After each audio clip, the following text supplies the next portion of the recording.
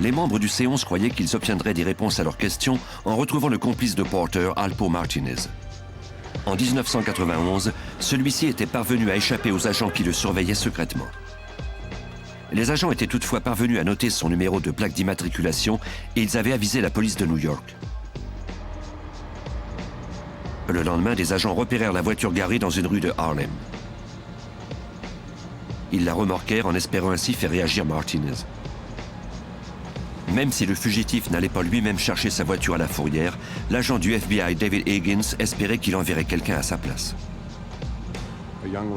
Une jeune femme s'est présentée en déclarant être la vraie propriétaire du véhicule. Les enregistrements étaient à son nom. On a rapidement établi par une enquête sommaire qu'elle avait fait office de prête-nom. Elle était devenue propriétaire de l'auto pour rendre service à Martinez. Martinez était introuvable à New York. Les agents apprirent alors qu'il était vraisemblablement retourné à Washington. Ils firent alors surveiller la maison de l'ex-femme du fugitif. Dans la nuit du 7 novembre 1991, ils aperçurent Martinez monter à bord de la voiture de son ex-femme. Cette fois, il n'était pas au volant. La voiture démarrait lorsque le FBI passa à l'action.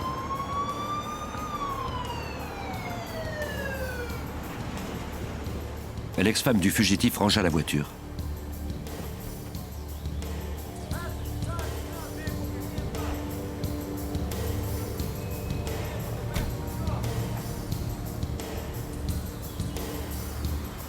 On trouva de la cocaïne sur le suspect, ce qui rendait plus solide la preuve contre l'un des plus importants trafiquants de drogue de la côte est américaine.